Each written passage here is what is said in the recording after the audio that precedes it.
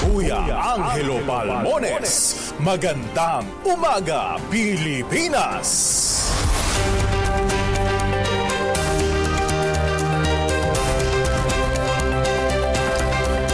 August 21 ngayon, Miyerkules. Kasama pa rin natin ang buong radyo natin FM nationwide, ang ating mga action radio station sa Luzon, Visayas at Mindanao.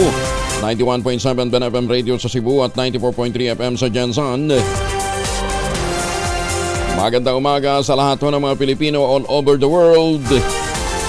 Magandang umaga po sa ating mga seafarers. Magandang umaga po sa mga OFW. Patuloy po ang sakripisyo, makapagpadala lamang ng dolyar dito sa Pilipinas para sa kanilang mga mahal sa buhay. At syempre mapaangat din ang ating ekonomiya. Sa ulo ng ating mga balita, bagong LPA na namuo sa Northern Luzon, maliit lamang ang tsansang maging bagyo ayon sa Pag-asa. Bureau of Immigration kinumpirmang nasa Indonesia na si Alice Go. Kinontra naman ang dalawang abogado. Mga kaalyado ng Pangulong BBM nagpulong para plantsahin ang estratehiya para sa 2025 elections. Manok naman ni Pangulong BBM para sa senatorial race sa 2025. Inilantad ni Senator Amy, itinanggi naman ng ruling party. BP Sara at Senator Risa Ontiveros nagkagirian sa budget hearing. 10 pamilya inilikas ng gumuho ang slow protection segment ng Pampanga River. Sa detalye ng ating mga balita, isang low pressure area o sama ng panahon ang minomonitor ngayon ng Pag-asa sa loob ng Philippine Area of Responsibility sa bahagi ng extreme Northern Luzon, pero wala naman itong magiging epekto pa sa bansa. Ayon kay Rhea Torres ng Pag-asa, huling namataan ang naturang sama ng panahon sa layong 1,170 kilometro northeast ng extreme Northern Luzon. Sinabi ni Torres na maliit ang tsansa ng naturang LPA na maging bagyo, inaasahan itong lalabas ng PAR ngayong araw. Ang Southwest Monsoon o habagat pa rin ang siyang magpapaulan at makakaapekto sa Hilagang Luzon, partikular na sa Batanes at Babuyan Island. Samantala makararanas naman ang Metro Manila ng at ngayon din mga kalapit na lawigan ng maulap na kalangitan, may isolated rain showers, epekto naman ng localized thunderstorms. Kaya pinag-iingat pa rin po ang lahat, lalong-lalo na doon sa mga lugar na may prone sa pagkakaroon ng landslides. Inumpirma naman ang Pangulo o ng Bureau of Immigration. Nasa Indonesia na ang sinibak na mayor ng Bambantarlac na si Alice Go. Ayon sa spokesperson ng Bureau of Immigration na si Nana Sandoval, sa kanilang nakalap na mga impormasyon sa kanilang mga counterparts, bumiyay si Go pa Malaysia mula Pilipinas noong July 16 at saka nagpunta ng Indonesia mula Singapore noong August 18. Sinabi ni Sandoval, nagsagawa sila ng backtracking sa mga dinaanan ni Go at kung paano ito nakalabas ng bansa. Sa pamamagitan nito, naniniwala ang opisyal na malalaman ng mga tao o maging ng mga immigration officials kung sinong nasa likod ng paglabas nito sa Pilipinas. Posible din naman nung ma-deport si Go kapag nakansela ang kanyang travel document tulad ng pasaporte. Ibig sabihin, ibabalik siya ng Pilipinas kung wala na siyang valid travel documents. Naniniwala naman ang pambansang pulisya na gumamit ng backdoor o illegal channel si Alice Go para makapuslit papalabas ng Pilipinas. Sa press briefing sa Campo Crame, binigyan diin ng spokesperson ng PNP na si Colonel Jean Pajardo. Bantay sarado ng mga pulis sa mga pangunahing paliparan at mga regional airport. Kaya pagtiyak ni Pajardo, malalagot sa criminal at administrative liability ang sinumang mapapatunayang umalalay pa sa alkalde papalabas ng bansa.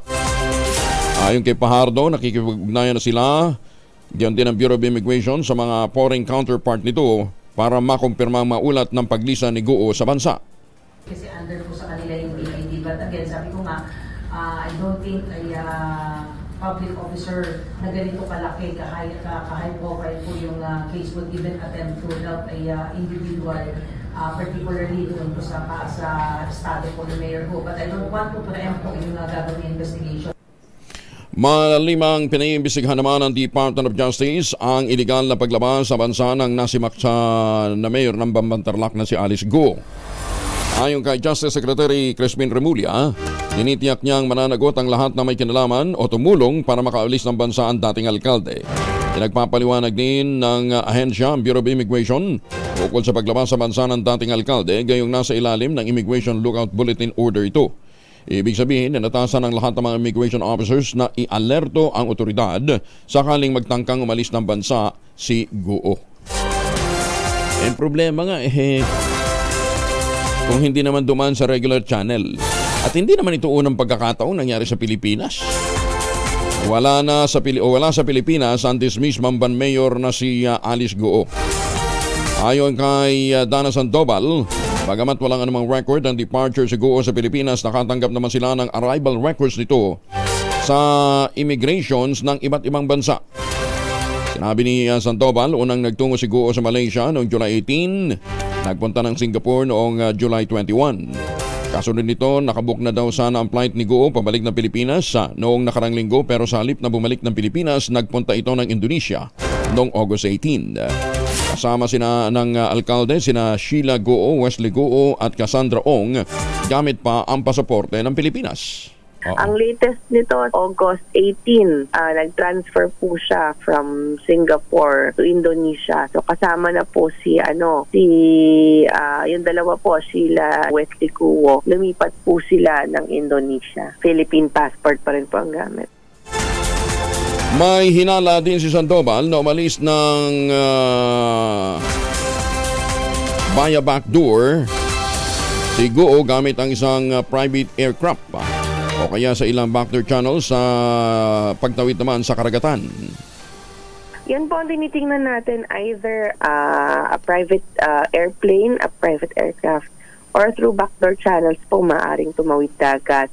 So maaari po yan mga private airstrip na hindi in-inform ang Bureau of Immigration. So usually po kapag kami mga ganyan po private planes, ini-inform ang Bureau of Immigration para mapuntahan po at makonduct ang proper immigration inspection, including customs and quarantine po, kasama po yan doon. Maganda umaga, Pilipinas! Sa dami ng airstrip sa Pilipinas, kwento nga nung kaibigan ko, nagpaparating ho sila ng mga planting material mula po sa ibang bansa gamit ang mga private plane. Hindi naman ho sila nasisita. Nasa Pilipinas pa rin ang dismissed Mamban Mayor na si Alice Guo.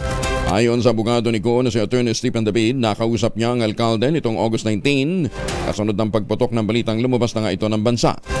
Sinabi umano ni Guo na nasa Pilipinas pa rin naman ito pero hindi na nabanggit kung saan partikular na lugar sa Pilipinas. Idiniindi ni David na wala naman siyang rason para pagtakpan ang kinaroroonan ni Guo, lalo na't kalaunan ay lalabas din naman ang katotohanan. Tiwala naman ito sa sinabi sa kanya ng kliyente na hindi pa ito nakakaalis ng bansa.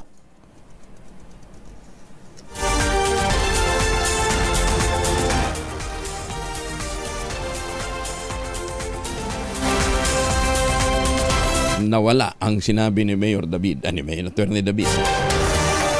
Inalampag naman ni Senate Deputy Minority Leader Rizon Tiberos ang Department of Foreign Affairs upang kanselahin ang pasaporte ng dating alkalde ng Bamban na si Alice Guo. Ito ay matapos na natanggap niyang impormasyon na nakalabas na nga ng bansa si Guo gamit ang Philippine passport. Ginit ng Tiberos, dapat gawing null and void na agad ang pasaporte nitong si Guo noong makumpirma na pineke niya ang kanyang pagka-Pilipino nang malimita ang pagbiyahe nito as mapadali ang pagtuntun sa kanya ng hindi pag-alagala. Pagtiyak pa ng Senadora, susuriin nila sa susunod na pagdinig kung paano nakatakas si Guo sa Pilipinas nang hindi natutukoy ng mga otoridad. Pinaiimbestigahan din ng mga lider ng Kamara de Representantes kung paano nga nakaalis ng Pilipinas ang dating alkalde ng Bamban na si Alice Guo at dapat na may mga managot sa mga tumulong sa kanya. Ibinungkahi ng mga mababatas na isama ang naging pagtakas ni Guo sa investigasyon ng Quad Committee ng Kamara kaugnay ng iligal na operasyon ng Philippine Offshore Gaming Operators o POGO. Ayon kay Lanao del Norte Representative Muhammad Khalid Dimaporo, Chair ng Committee on Muslim Affairs, dapat may masipa dahil sa nakakadisappoint na malaman na nakatakas si Guo nang hindi alam ng mga otoridad. Sinabi naman ni Bases Conversion Committee Chair at Zambales Representative Jefferson Kong Hun, maraming tanong ang dapat na masagot. Naniniwala din si Kong Hun na hindi pa nakakaalis ng bansa si Guo kung wala itong kinonsyambang mga opisyal ng gobyerno kasama ang mga taga-Bureau of Immigration. Minungkahin rin ni Kong Hun na dapat isama sa imbestigahan ang mga abogado ni Guo, lalong-lalo na ang mga nag-notarize ng kanyang pinamit sa DOJ. Bakit nangyari yun? Samantala, sa iba pang mga balita, Pangulong BBM nagpahayag sa PhilSA ilapit ang space technology sa mga kabataan. Detalye ng balita mula kay Rose Babiera. Rose, good morning.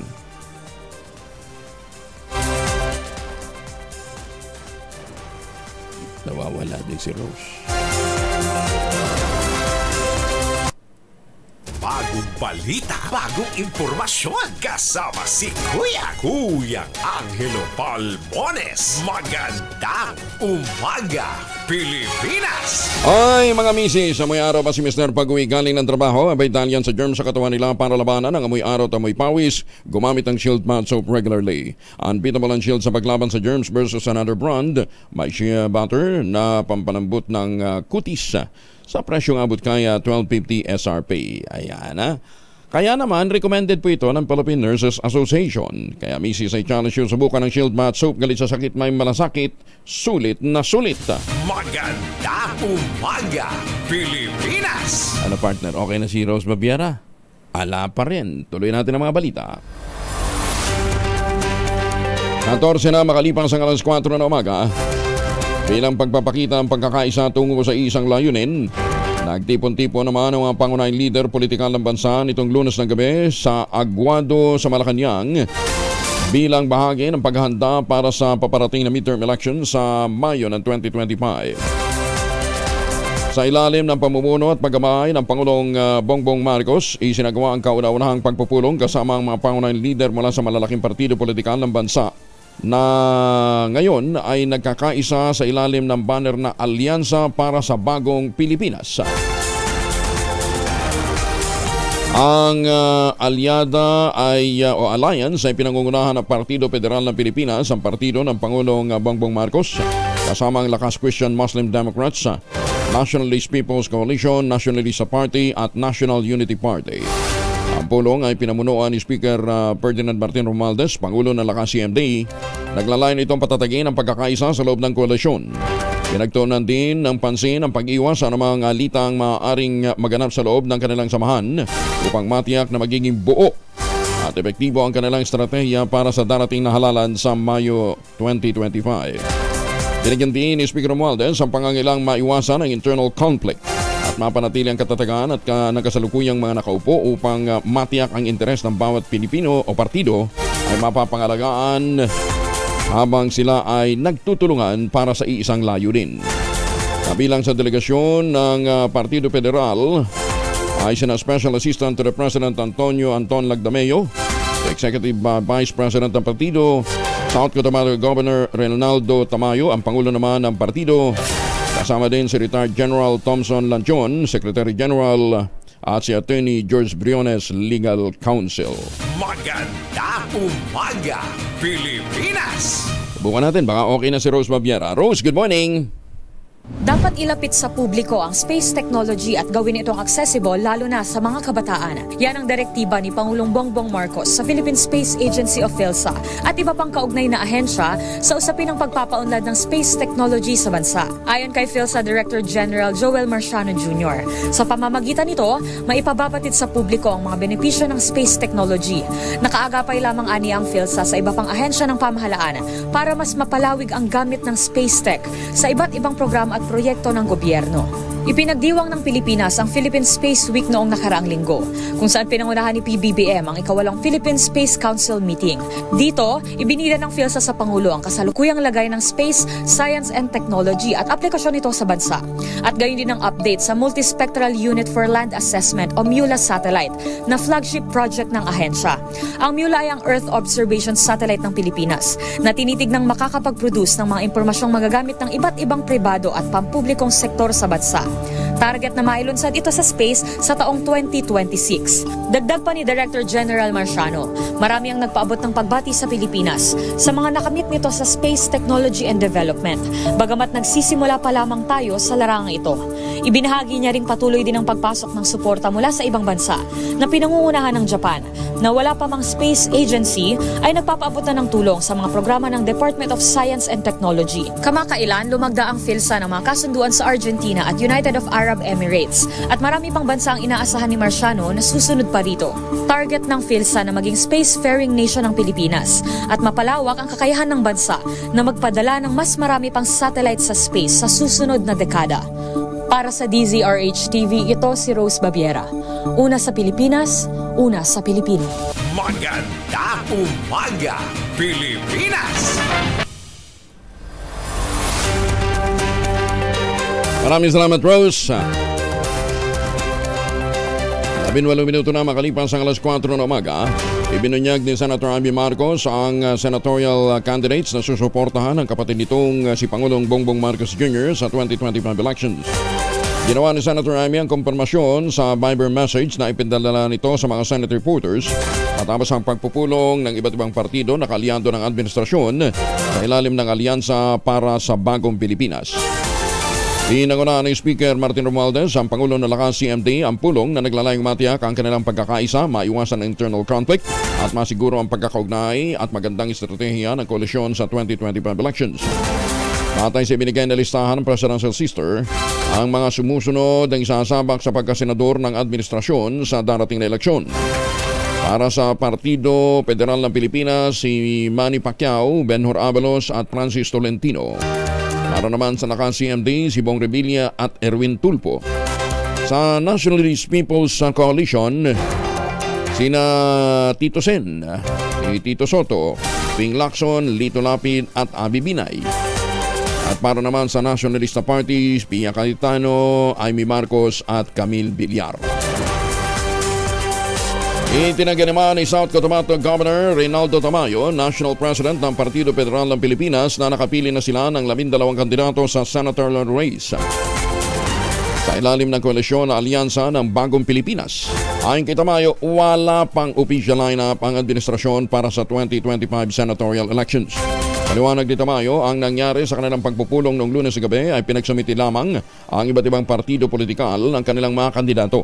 Hanggang September 15, kaya nga namang kumakalat na listahan ay wala pang katotohanan. Sinabi pa ni Tamayo, isusumite pa lamang nila sa Pangulo ang listahan at mismong ang ruling party ang mag-aanunsyo ng magiging lineup ng Alyansa ng Bagong Pilipinas. Hoy mga mamis! Pwede ko tayo mag-laundry day today, ha? Kunot no ka ba kapag makapit, madikit at malupit ang mantsa? All you need is pride. At mapahirapan ng Self-Con sa Pride, easy at worry-free naman ang laundry. At triple stain away formula, tanggal ang matitindi mantsa based on test sa chocolate, modern sembonon cotton. Gawa po ito ng ACS. At sa showbiz muna tayo. Aba, yung executive daw ng TV5 na inakusahang ng halay ng lalaking staff, sinibak na. Wala nga namang iritin mo yan. Detalye ng balita mula kay Gorgie Ruala. Gorgie, good morning. Sinibak na ang TV executive ng TV5 News and Public Affairs na kinasuhan ng isang staff ng naturang TV network. Ito yung nagreklamong staff na sinasabing hinalay siya nitong TV executive na si Cliff Ginko. Mismo ang chairman ng MediaQuest, ang TV5 na si Chairman Manik Pangilinan, ang nagbaba ng desisyon dahil personal na pinuntahan siya ni Senator Raffy Tulfo para dalhin ang sulat.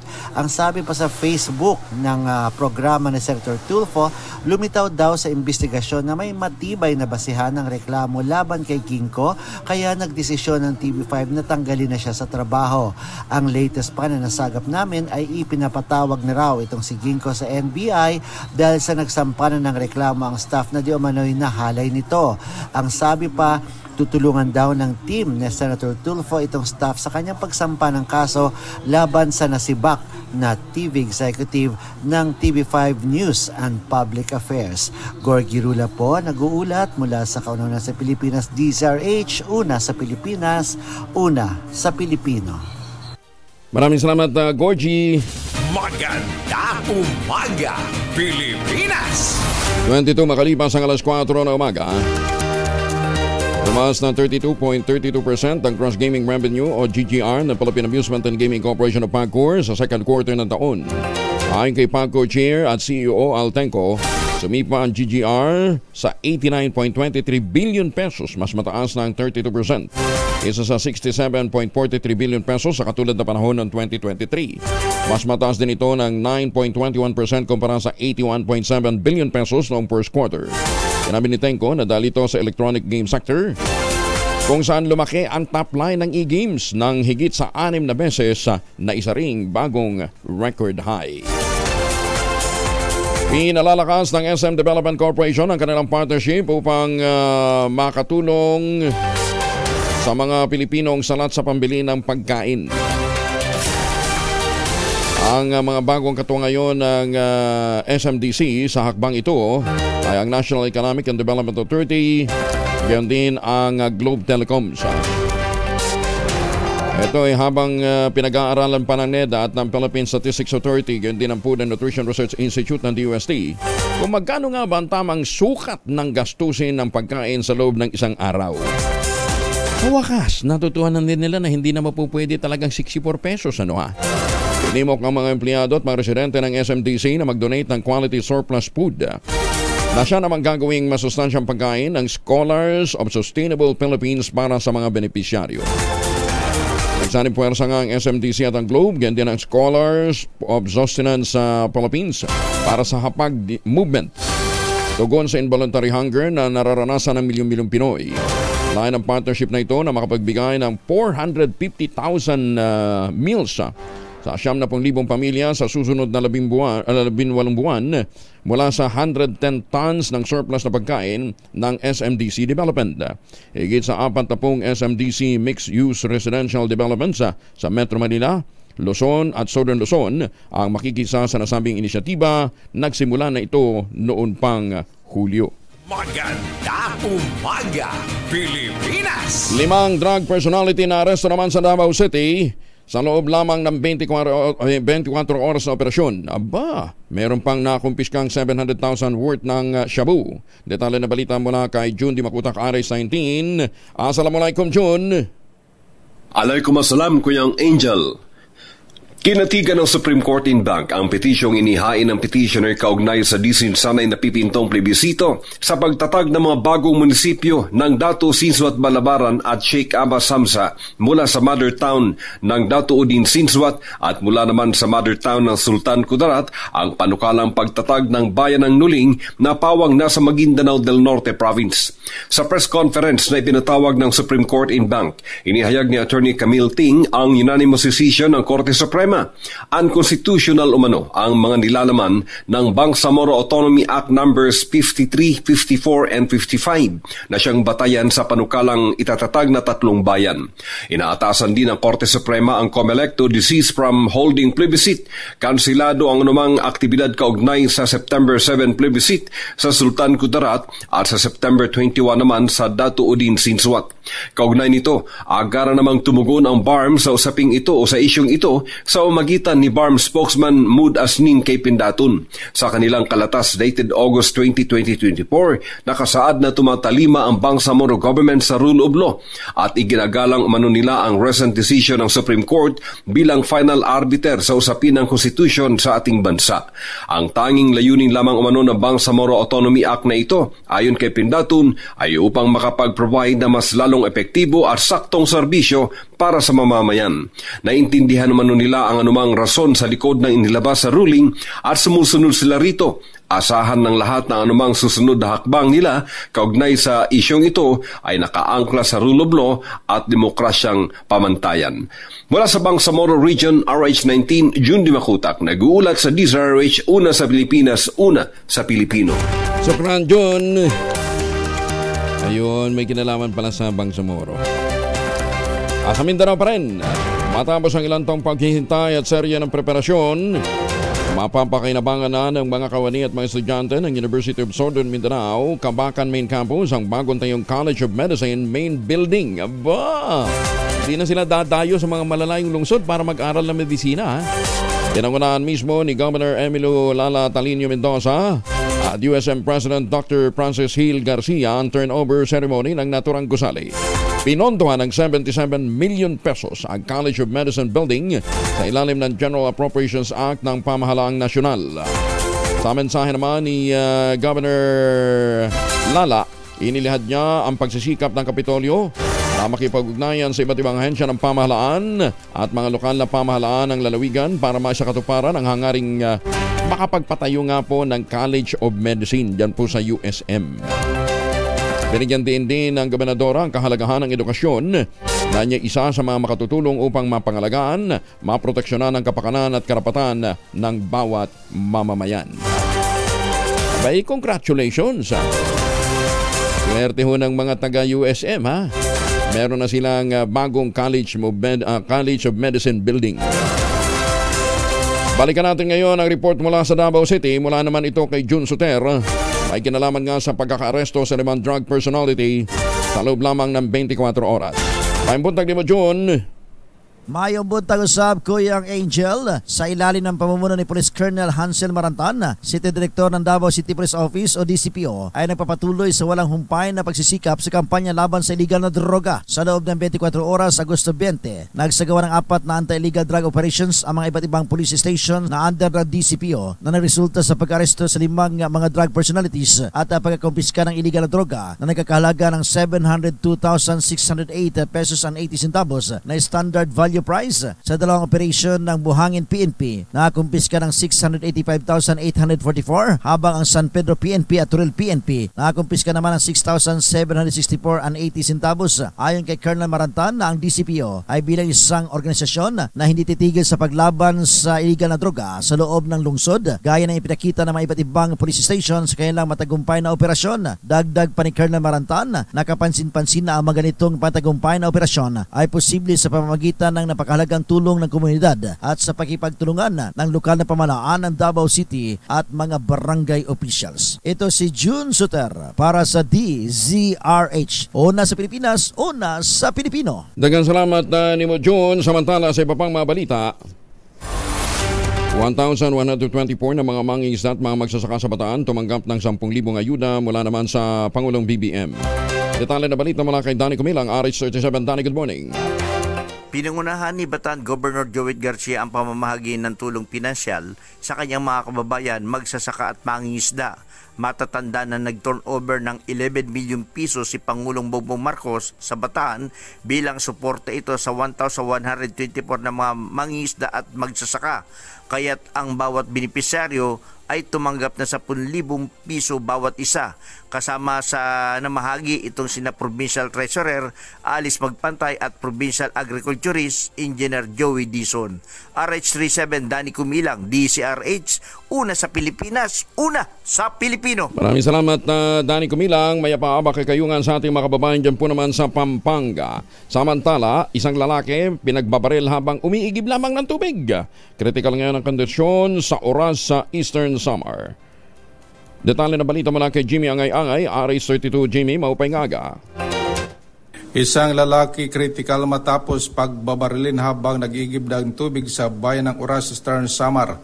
Kilala ng PNP ang biktima si alias Lino na sa 8 taong gulang residente ng barangay Dao, Oras, Eastern Samar. Nakilala ang suspect si alias Mayuk na sa 8 taong gulang kabarangay ng biktima. Nangyari ang insidente alas 11:10 ng umaga sa barangay Daos sa naturang bayan. Sa investigasyon ng PNP ang biktima nag-iigib ng tubig sa water pump nang biglang pagbabarilin ng suspect. Tinamaan ito sa katawan. Agad ay tinakbang biktima sa ospital para malapatan ng kukulang lunas, samantalang suspect ay tumakas papuntang bundok. Nabatid ang motibo ng krimen ay personal na alitan ng dalawa. Mula dito sa DYV Action Radio Tacloban, ito si RH32 Jimmy Angay-Angay para sa DZRH. Una sa Pilipinas, una sa Pilipino. Daghang salamat Jimmy.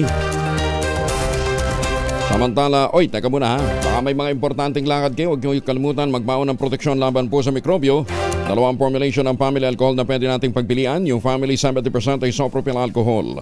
Especially prepared for clinics, hospital, pharmacies, laboratories, pero okay na okay din po yan sa mga households.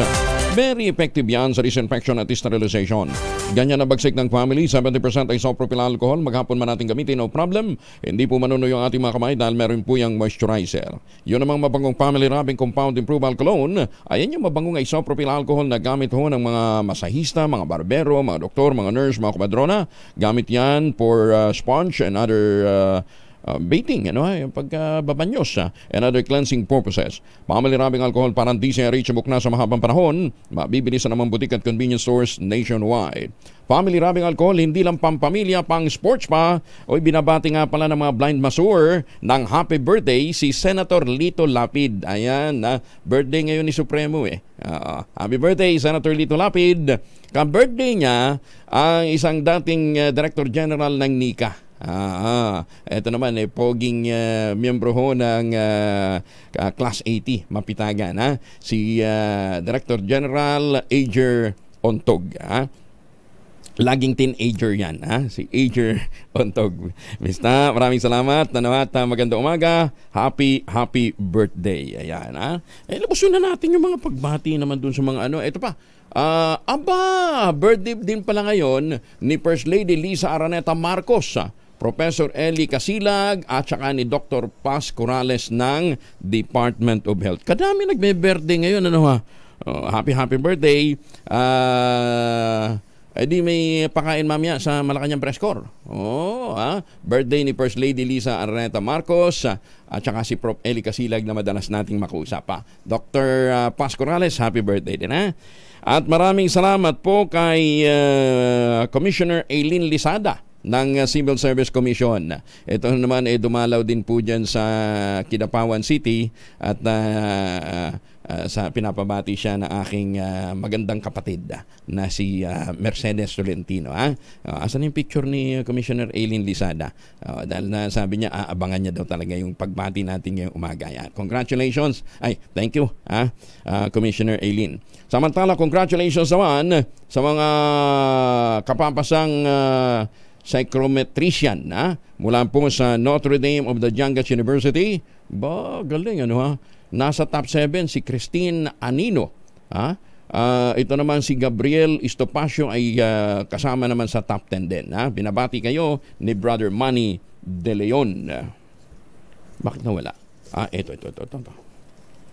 Magandang umaga, Pilipinas! Isa patay, 2 sugatan sa insidente ng pamamaril sa Bukay Abra. Detalye na balita mula kay Romy Gonzalez sa RH41. Imbag na bigat ka na kayo amin sa ating mga kababayan dyan po sa Norte. Romy. Patuloy ang pagtugis ng mga operatiba ng Bukay Municipal Police Station laban sa mga armadong suspek na responsable sa insidente ng pamamaril kagabi sa Sitio Burubur, Barangay Bangkagang, Bukay Abra. Nagresulta ito sa pagkasawi ni Johnny Trinidad Marilag, 57 anyos ng Pagala, Bukay Abra. Nagpapagamot naman sa ospital dahil sa tinamontama ng baril sina Joshua Marquez ng Poblasyon Tubo Abra at Arnold Aquiliano Trinidad ng Pagala, Bukay Abra. Batay sa investigasyon ng pulisya, nagiinuman naman ang mga biktima sa isang kubo malapit sa ilog nang sila'y paulanan ng bala ng mga hindi pa nakikilalang armadong suspek at tumakasakay sa isang motorsiklo patungo sa Tayum Abra. Nagtamo ng tama ng baril ang mga biktima sa iba't ibang bahagi ng katawan at sinugod ng mga nag-responding personnel ng Bukay Municipal Police Station sa Bukay District Hospital. Subalit idineklarang dead on arrival si Johnny Marilag. Samantalang inilipat naman sa Abra Provincial Hospital ang 2 kasama nito para magamot. Inaalam pa ng Bukay PNP ang motibo sa naturang pamamaril. Ito si RH41 Romy Gonzalez para sa DZRH. Una sa Pilipinas, una sa Pilipino. Magandang umaga, Pilipinas! Maraming salamat, Romy Jostegina. Muntik makalimutan, batiin din po yung ating mga suki sa iba't ibang panig ng mundo. Sa mga suki natin dyan sa Estados Unidos, Evan Lang dyan po sa Las Vegas, Nevada. See you soon. Magandang umaga din po sa mga taga Germany. Merong isang kahapon nagbumati sa atin from Germany. Sorry, nakalimutan ko yung bayan. At saka magandang umaga din po sa mga taga Guam. Basta na po kayo ha. Siyempre, huwag natin kalimutan yung ating Midnight Singers. Talagang iba yung paghahanda ha. Ni na Tita Loy, ni Sir Jun Yambao, si Sir Art, at saka si Ma'am Linda, gayon din si Boss Manny, at saka si Doña Cora. Balita muna tayo sa Amerika. Pinuna ng mga netizens ang pag-share ni dating US President Donald Trump sa kanyang social media account ng mga larawan ng mga umano'y fans ni Taylor Swift na nagpapakita ng pagsuporta sa kanya sa US election. Kala nyo sa Pilipinas lang yan ha? Makikita sa naturang mga larawan ay binahagi ni Trump may caption na I accept. Ang suot ng mga fans ni Taylor na may nakasulat na Swifties for Trump. Paglilinaw naman ng mga digital forensic expert mula sa University of California, hindi totoo ang mga larawan. AI generated lamang daw ito. Ayun. Wala pang komento pahayag si Taylor Swift ukol dito, pero dati itong nangampanya o nag-endorse kay Joe Biden.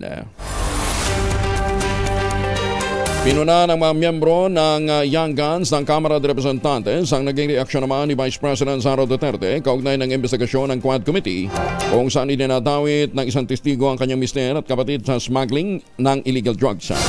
Pinayuhan ni Zambales Representative Jefferson J. Conghun ang Vice Presidente na linisin na lamang ng kapatid nitong si Davao City Pulong Duterte at asawang si Attorney Vance Carpio ang kanilang pangalan kaugnay ng mga akusasyon ni Jimmy Guman na isang dating Customs Intelligence Officer. Ayon kay House Deputy Leader at Tingog Party List Representative Jude Asidre naman, nananatiling malaking problema sa Pilipinas ang illegal na droga kaya dapat lamang itong imbestigahan ng Kongreso upang makahanap ng solusyon. 39 makalipas ang alas 4 ng umaga, single period of confinement policy ng PhilHealth pinababago ni Senator Bongo. Detalye na balita mula kay Raymond Edpa sa RH28. Raymond, good morning. Pinamamadali ni Senador Christopher Bongo ang pamuno ng Philippine Health Insurance Corporation of PhilHealth ang pagbabago sa ipinatutupad nilang single period of confinement policy. Ito ay ang patakaran ng PhilHealth na hindi maaring mag-claim ang isang pasyente sa parehong sakit sa loob lamang ng 60 araw. Ayon kay Senator Go, anti-poor ang polisiyang ito ng PhilHealth dahil hindi naman nila makontrol kung uulit ang kanilang sakit sa loob lamang ng ilang linggo. Ibinigay na halimbawa ang mga buntis na kung minsan ay dinudugo dahil masela ng pagbubuntis, hindi maaring mapigilan ng mga ito na bumalik sa ospital at muling humingi ng tulong sa PhilHealth kahit sa loob lamang ng 1 o 2 linggo. Nangako naman si PhilHealth CEO Emmanuel Ledesma Jr. na kanilang pag-aralan sa lalong madaling panahon ang nasabing policy at kanila itong babaguhin. Patuloy na iniimbestiga ng Senado ang pagkuha ng Department of Finance sa unutilized funds ng PhilHealth na abot sa halos 90 billion pesos. Narito ang bahagi ng pagdinig. Kung ma-confine ng isang tao dahil sa isang sakit, bawal na rin ba siya within 60 days? Hindi na niya ma-avail ang PhilHealth benefits for the same illness. Mapipigilan mo ba itong sakit mo? Pneumonia? Mapigilan mo ba ito? Tinignan ito, hindi nyo binago. So actually, now that, thank you again for pointing it out, no, honorable senators, no, talagang laki talaga yung tulong nyo sa amin po. Because of that, and it's been so long, we are going to thoroughly study the revision and possible removal of the policy of single period of confinement po. So rest assured po, we shall do that immediately po. So tama yung sinabi ko na tama po, and single confinement lang. Yes po, and thank you very much for yung itabi sa kumakain, yung diarrhea. Pag nagka-diarrhea kayo, na-admitted ka, after 2 weeks, bawal ka magka-diarrhea o bawal mong i-avail yung... Tama po kayo, and there seems to be a flaw in that circular. So, like I said po, rest assured, we will look into it immediately, study thoroughly. Ito si RH28 Raymond Adpas para sa DZRH. Una sa Pilipinas, una sa Pilipino. Maraming salamat, Raymond. Believe ka rin dito sa tibay ng mukha ng mga taga-PhilHealth, ano? Ang dami-dami yung vice presidente. 200 yata ang vice presidente ng PhilHealth. Pinasisweldo natin yan, ha? Galing ho yan sa kontribusyon ng mga Pilipino. At saka siya, bakit sabihin lang, hindi, may appropriations galing yan sa... O bakit? Saan ba galing yun? Galing naman sa buwis ng bayan yun. Di galing pa rin sa kaban ng bayan. Tapos bawal ka palang magkasakit ng katulad na sakit within 60 days after confinement. At kung hindi pa natumbok ni Senator Bongo, hindi. Thank you, Mr. Senator, for pointing out. Inutil pala kayo eh. Diba, tagal-tagal na yan, ngayon nyo lang na-realize, mali pala. Ay, susme. Bawasan nyo yung mga vice presidente nyo sa katerba dyan, mahigit 100, 200. Ay, Diyos ko. Tapos hindi nyo naman pala nagagampanan ng mabuti yung trabaho nyo. Ano ba naman yan? Pagkatapos yung pondo hindi nyo nagagamit, hingi kayo ng hingi. Sasauli nyo sa National Treasury. Ngayong araw na ito, ngayong araw na ito yung schedule ho ng pag-turnover ng 90 billion pesos mula po sa PhilHealth, ibabalik sa National Treasury kasi hindi daw po nagagamit ng PhilHealth.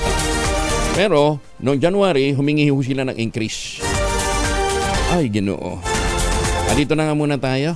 Para sa mga kababayan natin pauwi ng Pilipinas, huwag kalimutan, may Tangerine Chocolate. Ito po'y gawang lokal, taste and looks global. Dahil ito po na may tinulungan ng Department of Science and Technology at saka ng Department of Trade and Industry. Ang Tangerine Chocolate po ay produkto ng mga magniniyog ng mga magsasaka sa lalawigan ng Quezon sa tulong po ni Dr. Helen Tan, yung mga planting material ng kakao galing Davao. Hinakot po yan para maitanim po sa ilalim ng mga nyugan. Pagkatapos, iprinosos po nila yung mga nakukuhang mga kakao beans para maging Tangerine Chocolate. Kaya ang Tangerine Chocolate ay brand ng mga magniniyog at mga magsasaka dyan po sa lalawigan ng Quezon. Available sa 0919-095-5935. Tangerine Chocolate, ipinagmamalaking produkto ng mga taga-lalawigan ng Quezon. Sabi nga ni Dr. Helen Tan, sino bang magmamalasakit sa Pilipino kundi ang kapwa Pilipino? Kaya tangkilikin natin ang gawang atin. At ang bawat pagbiliho natin ng Tangerine Chocolate ay pagpapalakas ng loob ng ating mga magsasaka na ipagpatuloy ang kanilang pagsiguro ng food security. Magandang umaga, Pilipinas! Siniguro ni Senator Jaime Marcos na mapopondohan ang mga programa ng gobyerno para sa mga mahihirap ngayong budget season. Kabilang sa mga binanggit ni Senator Jaime ang Assistance to Individuals in Crisis Situation o AICS, Matawid Pamilyang Pilipino Program at Social Pension for Indigent Senior Citizen ng Department of Social Welfare and Development. Ayon kay Senator Marcos, ang chair ng Senate Committee on Social Justice, Welfare and Development, ginagarantiyan niyang magkakaroon ng sapat na pondo ang mga naturang programa sa ilalim ng panukalang 6.352 trillion pesos national budget ng susunod na taon. Kasabayan niya nito ang patuloy na pagsusumikap na makagawa ng mga pangmatagalang solusyon na magpapaangat sa antas ng pamumuhay ng mga Pinoy gaya ng pagtugon sa kakulangan ng trabaho, kahirapan, gutom at sirit presyo ng mga bilihin. Sa kanyang pagsasalita sa Sultan Kudarat, ibinahagi ni Senator Jaime Marcos na 1,500 na mga magsasaka at mga mangingisda mula sa Limak at Panimbang, Sultan Kudarat ay nakatanggap naman ng tig 2,000 piso sa ilalim ng AICS ng DSWD. Sumipa na rin sa 15.7 million AICS at 13 million peso educational assistance ang naipamahagi ng Presidential Sister sa iba't ibang mga ahensya ng Sultan Kudarat. Bukod pa yan sa 18.13 million pesos na tulong sa 500 graduates at mga estudyante ng Sultan Kudarat University sa pamamagitan ng Kalahi Cash for Work Program. Sana makatulong tayo kasi alam naman natin itong mga areas na to, bago lang yung survey, kahit wala sa politika, kailangan tulungan dahil talagang apakahuli nila, talagang nakukuleran sila sa development. Nasa 10 pamilya naman ang pansamantalang inilika sa barangay Kandating sa Arayat, Pampanga matapos gumuho ang 30 meters na bahagi ng Snow Protection Project ng Pampanga River Bank. Bahagi ang naturang proyekto ng Flood Management Program para sa mga gusali at pagsasaayos ng flood control facilities sa major rivers. Ayon kay Almer Miranda, hepe ng Pampanga 1st District Engineering Office ng Department of Public Works and Highways, pinalikas ng barangay ang mga residente dahil sa patuloy pa rin ang paglubog o pagguho ng nasabing proyekto. Minino naman ng DPWH, lumubog lang ang lupa na tinatayuan nito dahil na rin sa malakas na mga pagulan. Ayon kay Miranda, wala namang pananagutan ng kontraktor ng proyekto dahil ginawa naman ito ng maayos, ngunit nagkataon lamang na bumaba ang lupa nito. Hindi po gumuho. Ang nangyari po dito, nag-sink yung lupa na pinoprotektahan nitong sheet pile. Pero, Engineer, tingnan mo na. Walang pananagutan dito ang kontraktor o meron din naman? Sa palagay ko, wala naman po kasi ginawa naman po na maayos yung proyekto at ang nangyari nga, force majeure, intact pa rin yung mga sheet pile. Force majeure. Ang lupa lang sa loob, yun lang ang bumaba, yung lupa. Samantala, tiniyak ni Miranda na nakikipag-ugnayan ang kanilang tanggapan sa lokal na pamahalaan para matulungan ang mga pamilyang naapektuhan ng naturang insidente. 4 million construction worker naman pinagbabaril ng kapitbahay sa Dagupan City, malubha sa ospital. Detalye ng balita mula kay Freddy Pajardo, RH38. Masantos siya kabasanid si Kamin sa ating makabahay dyan sa Pangasinan, Freddy. Inoobserbahan yun sa Region 1 Medical Center sa Dagupan City ang biktima na kinilalang si Marby Landingen, 33 anyos binata, construction workers matapos itong pagbabaril ng kanyang kapitbahay na si Jeffrey Bautista Sotelo, 35 anyos, kapwa residente ng Sitio Katakdang, Barangay Bunuan, Gisit, Dagupan City. Sa ulat ni Chief of Police Lieutenant Colonel Brendon Palisok, alas 3 sa madaling araw kahapon, nagresponde ang kanyang mga tauhan sa nasabing lugar matapos silang makatanggap ng ulat hinggil sa shooting incident kung saan agad ay nakatakas ang suspect, dala ang baril nitong ginamit na umunisang kalibre 38 revolver. Agad namang nagsigawan ng hot pursuit operation ng PNP pero hindi pa ito nasasakote. Sa investigasyon, bago pa man ang pamamaril ng suspect sa biktima, inakusahan umuna ng biktima ng pambabato ng kanilang bahay ang suspect na labis namang ikinagalit ng huli, kaya kumuha ito ng baril at sunod-sunod na pinaputokan ng biktima na tinamaan sa iba't ibang bahagi ng katawan na agad namang naitakbo sa hospital. Ito si Freddy Pajardo, RH38, nag-uulat para sa DCRH, una sa Pilipinas, una sa Pilipino. Maraming salamat, Freddy. Bagong balita, bagong impormasyon, kasama si Kuya Angelo Palmones. Magandang umaga, Pilipinas! Alas 4:49 ang oras sa buong kapuluan, pero ang sabi ho ng mga dalubhasa, anytime po pwede ho tayo mag-take ng Ultamayo. Mas maganda nga po, 2 kapsula bago ho matulog, para ma-achieve ho natin yung mga benepisyo talaga ng Ultamayo. Ano ba yung Ultamayo? Ang Ultamayo po ay postbiotic with Lactococcus lactis strain plasma. Ito po ay dumaan sa isang napakahabang clinical trial dyan po sa Japan. At ang bawat kapsula po ng Ultamayo ay nagtataglay ng 50 billion cells ng Lactococcus lactis strain plasma. Hindi ho yung kwentong kutsero, kundi sa pamamagitan po ng clinical trial. Kaya naman, pagpasok ho ng postbiotic o ng Ultamayo sa ating katawan, ina-activate po nito yung commander ng ating immune system, yung plasmacytoid dendritic cell. Kabisado ho yan ng mga pharmacies. Yun daw ho yung nagtataboy ng mga toxin sa ating katawan habang tayo natutulog. Kaya habang tayo natutulog, tinutulungan tayo ng Ultamayo na magkaroon ng magandang tulog para magkaroon ng panibagong lakas sa kinabukasan. Itinaboy na yung toxin, nirejuvenate pa yung ating lakas. Ayan, At available po ito sa Lazada, Shopee. Siguraduhin lamang na galing po ito sa Theoxis Health Ventures. Kung may mga concerns pa ho kayo tungkol ho sa anything under the sun, may kinalaman po sa kalusugan, pwede ho kayo mag-text at magtanong sa 0917-110-6580. May mga nakastambay na ho dyan na mga medical experts.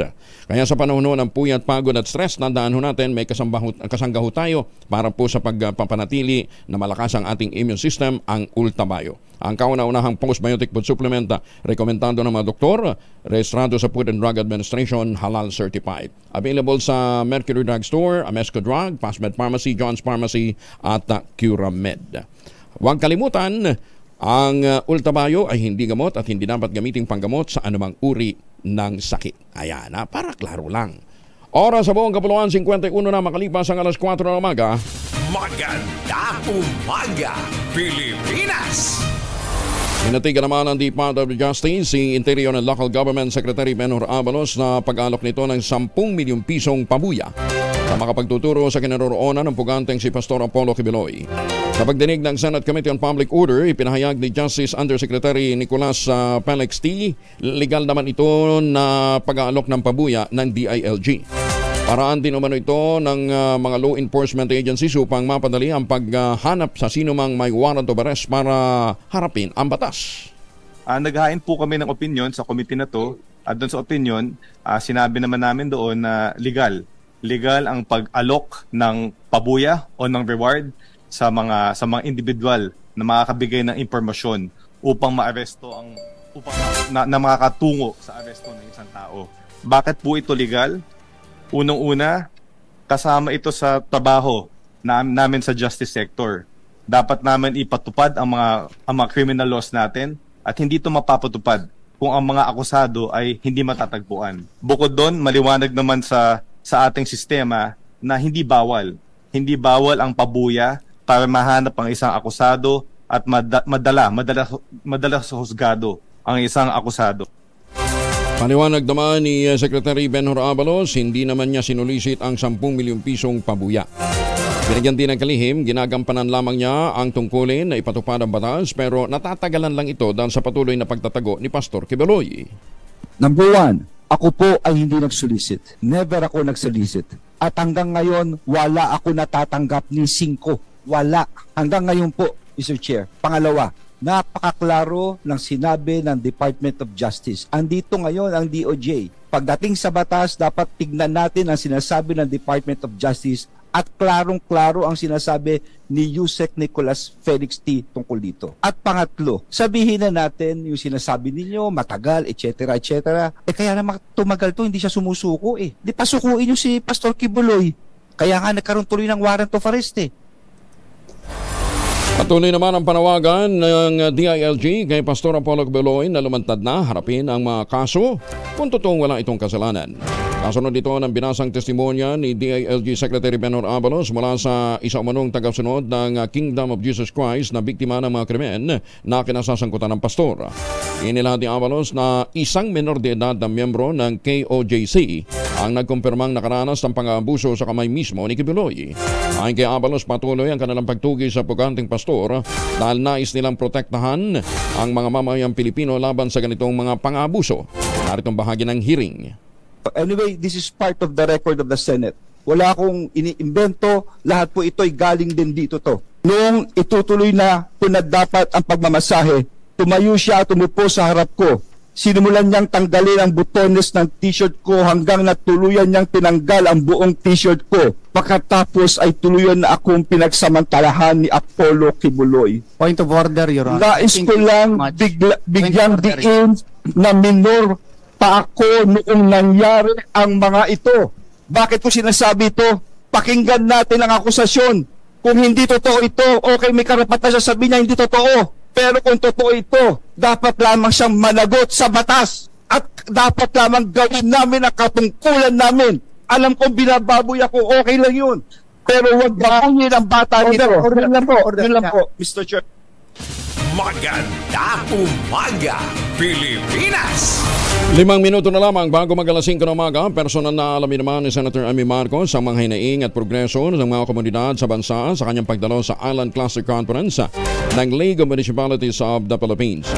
Ang presidential sister magsisilbing guest of honor at tagapagsalita sa nasabing conference gaganapin sa Roy Sutter sa Pampanga ngayong araw na ito.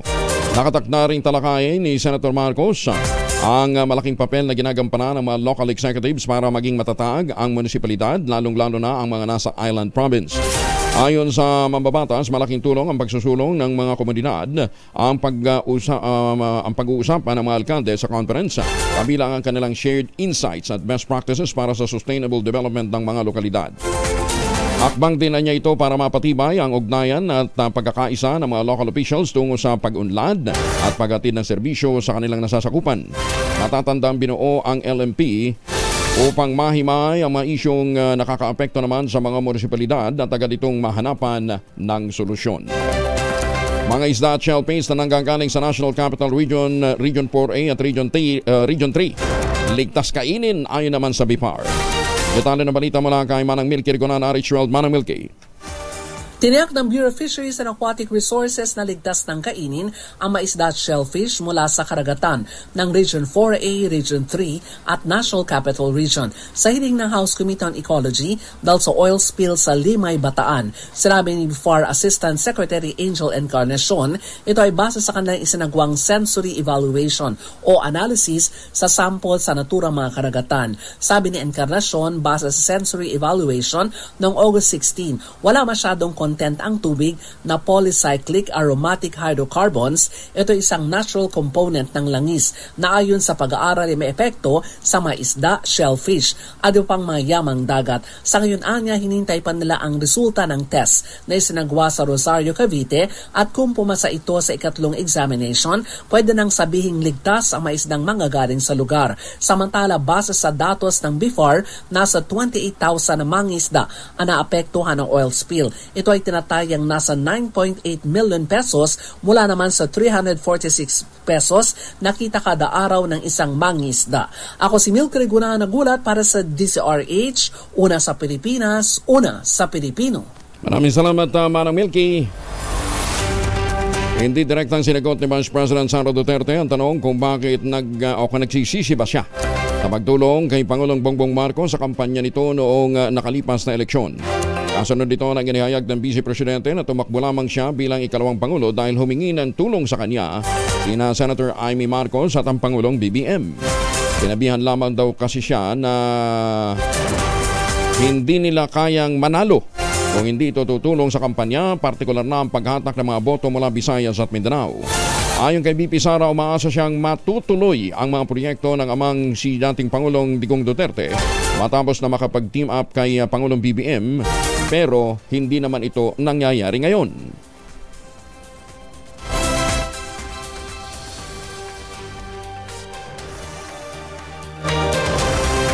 Asan yung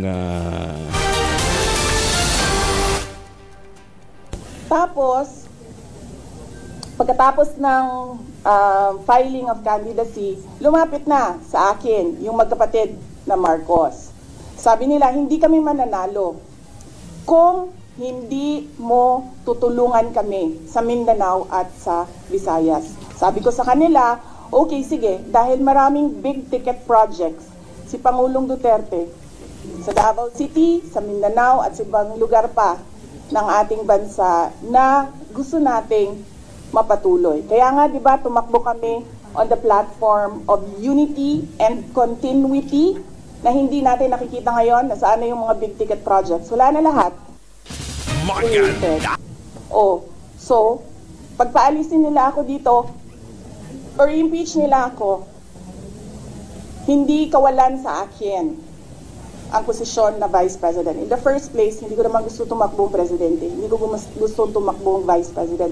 Tumakbo lang ako dahil kailangan mapatuloy yung development projects sa Mindanao, sa Visayas, at sa Luzon. At naisip ko at that time, if I am Vice President, patututukan yung mga proyekto na yon na, okay, wala na rin lahat ngayon dahil unappropriated na sila lahat. Magandang umaga, Pilipinas! Pero ito sigurado ako, tuloy ho yung alok ho sa atin ng Westchester Realty. Nakamurang ready for occupancy unit na ito. Sa buong housing industry with easiest term, 5% lamang down payment, 20 pang gives. Kaya matutupad po ang ating pangarap na magkaroon ng sariling bahay sa presyong abot kaya. Ang mga tinutukoy po natin ang mga proyekto ng Westchester Realty, dyan po sa Sibera Mabalacan, Sibera Bacolor at Samira, gayon din yung Sibera Prestige. Ang bahay man takin ho ninyo, 20,000 pesos all-in down payment, pwede ka na maglipat bahay agad after ng 7 days ng take-out ng Pag-ibig Housing Loan. Ayan, tanong pang iniintay po ninyo. Makipag-ugnayan sa 0996-501-5555 o sa 0947-434-5555. Nasa loob po mismo ng township ang eskwelahan, simbahan, palengke at iba pa hong mga amenities. Kaya hindi mo na kinakailangan pang bumiyahin ng pagkalayo-layo kung gusto mong mapag-aral ang anak mo, magpunta ka ng simbahan o makipagtransak ka sa munisipyo. 0996-501-5555 at 0947-434-5555. At kung ngayon pa ho kayo bibiyahe, aba! May chance pa kayong manalo ng bagong kotse. So bago ng bahay mo, bago pa ang kotse mo. Pag sinuwerte ka, magandang umaga, Pilipinas! Si Kaobet Padrina mula sa Pag-asa kasama natin. Kaobet, good morning. Magandang umaga, Sir Angel. Magandang umaga po sa lahat ng mga tagapakinig natin. Sa ngayon, wala po tayong nakataas sa thunderstorm advisory. So, sa mga kababayan natin, at least dito sa Kamaynilaan at mga karatig na mga lalawigan, wala pa naman tayong namamataan na magdadala ng pag-ulan ngayong umaga. At malaking bahagi ng ating bansa ay makararanas din ng medyo mainit pa rin na tanghali habang malaking tsansa ng pag-ulan mamayang hapon hanggang sa gabi. Medyo mahina po ngayon ang hanging habagat at easterlies o yung hangin na nagmumula sa karagatang Pasipiko ang siya nakaka-apekto ngayon dito sa ating bansa, partikular na sa Visayas at sa Mindanao. Yung low pressure area na minonitor natin, Sir Angel, kahapon, nasa labas na ito ng Philippine Area of Responsibility. Hindi na ito natin-expect na makaka-apekto pa sa ating bansa sa kasalukuyan. Wala pa rin tayo iba pang minomonitor na low pressure area. So posible po, no, in-expect natin, posible nga hanggang this long weekend, generally fair weather sa malaking bahagi natin bansa, except for the usual na mga thunderstorms sa hapon hanggang sa gabi, which is expected, lalo na po ngayon nasa panahon tayo ng tag-ulan. Wala din tayong nakataas sa gale warning, kaya ligtas sa pumalaot ang mga sakyang pandagat maliliit na mga bangka sa mga baybayin ng ating bansa. Sir Angel, yan po ang ating inaasa magiging lagay ng panahon sa araw na ito mula sa Pag-asa Weather Forecasting Center. Obet Badrina, magandang umaga po. Maraming salamat si Ka Obet Badrina mula sa Pag-asa. Magandang umaga, Pilipinas! At ano naman po ang lakad natin ngayong araw nito? Magmaunhon ng proteksyon ng pamilya laban po sa mikrobyo. Dalawang formulation ng family alcohol na pwede natin pagpilian. Yung family 70% isopropyl alcohol. Especially prepared for clinics, hospital, pharmacies, laboratories, pero okay na okay din po sa mga households. Very effective yan sa disinfection at sterilization. Ganyan na bagsik ng family, 70% isopropyl alcohol. Maghapon man natin gamitin, no problem. Hindi po manuno yung ating mga kamay dahil meron po itong moisturizer. Yun namang mabangong family rubbing compound improved alcohol. Ayan po yung mabangong isopropyl alcohol na gamit ho ng mga masahista, mga barbero, mga doktor, mga nurse, mga kumadrona for sponge bathing and other cleansing purposes. Family rubbing alcohol parang DCRH book na sa mahabang panahon. Mabibili sa namang butik at convenience stores nationwide. Family rubbing alcohol hindi lang pampamilya, pang sports pa. Hoy, ang actor-politician naman na si Lou Veloso, kontento, masaya sa kanyang buhay. Yan ang babalita sa atin ni Morley Alinio. Morley, good morning! Gising na ang showbiz, rampa na Pilipinas. Good morning, Kuya Angel. Nagkaroon ako ng chance na makausap ang actor-politician na komedyante na si Mr. Lou Veloso. Well, ayon kay Lou Veloso, kung totoong may reincarnation, kung mamamatay daw siya at muling mabubuhay, gusto daw niya ay muling maging si Lou Veloso siya. Una, nakapagpapasaya daw siya sa stage at gayon din sa pelikula. Pangalawa, tigit sa lahat, may natutulungan daw siyang mga kababayan. Exciting at masaya daw ang buhay ng isang Lou Veloso. Kaya wala na siyang hihilingin pa kung siya'y mamamatay, gusto niyang balikan ang kanyang kasalukuyang buhay. Yan ang ating DCRH Showbiz Status News. Ito po ang inyong RH47, Morley Alinio. Tuloy-tuloy sa pagbabalita, tuloy-tuloy sa serbisyo, sama-sama tayo, Pilipino. Maraming salamat, Morley. At bago tayo magpatuloy sa ating pamabalita, eto na, 5,000 ang nag-iintay na premyo sa ating Mahiwagang Tunog. Mahiwagang Tunog! Ayan. Ano yan? Ha? Ano yan? Ano yung item na yan? Ha? Basta sabi ko sa inyo, ang isang ginamit natin dito ay e-bike. Ano yung e-bike na yan? Ano ginawa doon sa e-bike? Bahala ho kayo at check ho ninyo paano ho natin po-produce yung sound yan. Ha? Basta bahagi po yan ng isang e-bike. Ang inyo pong mga sagot, ipapadala po ninyo sa 0919-282-6485. Sundin ang tamang format ng pagte-text. Empty space, name / under / contact number / at ang inyong sagot. Isang beses lamang po maaaring mag-text sa ating text line gamit ang inyong mobile number. At para sa mga sasali online, kinakailangan lamang meron po kayong sharer badge. Ayan, ha? Para ho mapabilang ang inyo pong mga sagot. 5,000 ang nag-iintay na premyo sa Mahiwagang Tunog. Magandang umaga, Pilipinas! Nagkatarayan sina Vice President Sara Duterte at Senator Risa Ontiveros sa pagtalakay ng 2025 budget ng Office of the Vice President. Nagsimula ang mainit na pagtatalo ng dalawa. Nang tanongin ni Senator Ontiveros si VP Inday kung ano ang nilalaman ng libro na gagastusan ng Office of the Vice President ng 10 million pesos. Sumagot naman si VP Inday na pinupolitika lamang ang budget hearing kaya't itinanong ito ng senadora. Ayon sa Vice Presidente, may issue daw kasi si Ontiveros sa libro dahil nakalagay dito ang pangalan ni VP Sara at magiging paraan umano ito para iboto siya ng mga magulang ng mga batang makatatanggap ng libro. Bumuelta naman si Senator Risa at tinanong kung bakit sila lumilihi sa pinag-uusapan. Hindi sinasagot ang kanyang anyay simpleng tanong lamang. Madam Chair, this is an example of politicizing the budget hearing through the questions of a senator. Ang problema niya kasi, nakalagay yung pangalan ko doon sa libro. At yung libro na yan, ibibigay namin doon sa mga bata. At yung mga bata na yan, may mga magulang na boboto. At yung pangalan ko ay nagkalat doon sa kung saan man ibibigay yung libro. Madam Chair, we commit to send tomorrow everyone in this room a copy of the book. Madam Chair, hindi ko maintindihan yung ugali ng ating resource person. It is a simple question. Paulit-ulit na this is politicizing.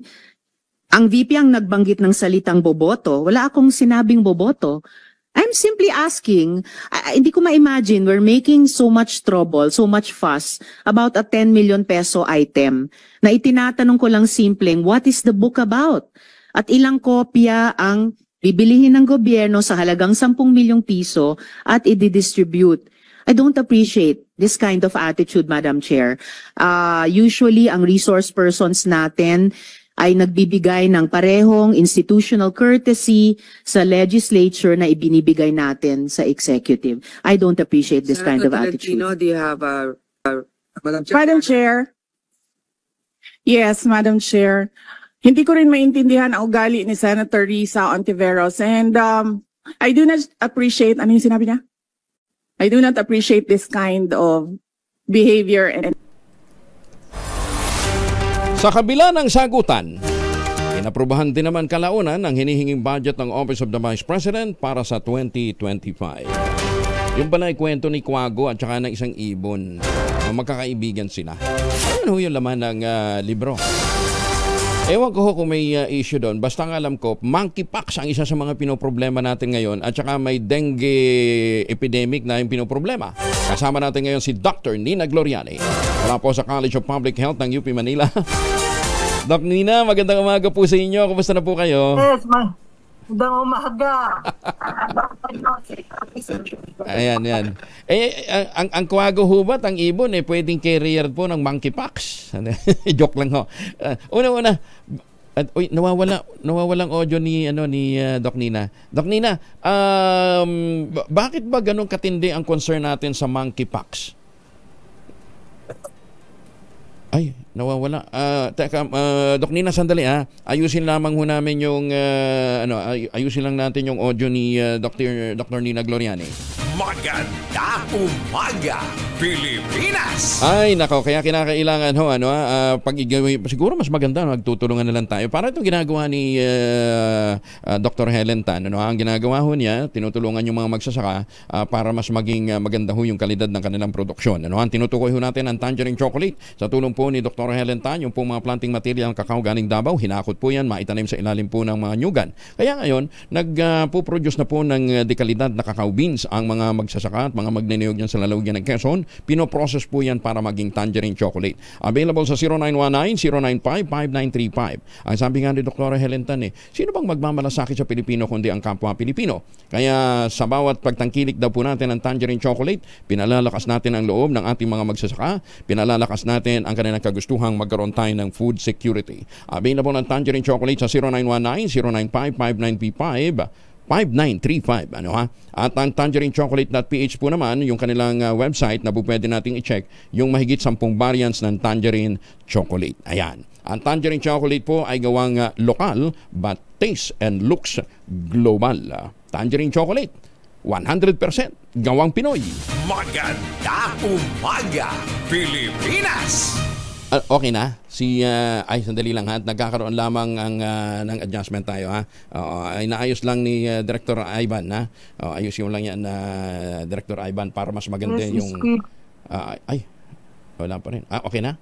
Audio. So ayan, napuputol pa rin. Sandali, ma'am, kasi mahalagang maintindihan ho natin ang monkeypox at saka Hindi ho biro yung panibagong dengue. Sabi kahapon ho ng Department of Health, malamang magdeklara ng dengue epidemic.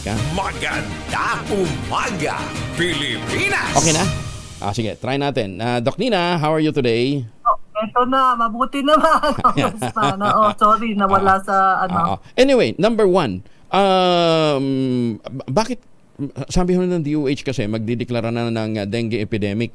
Ganun na ba kalawak talaga ang problema natin? Well, actually tumataas yung mga kaso, no? So mayroong I think mga 15 to 20% increase na based doon sa last year.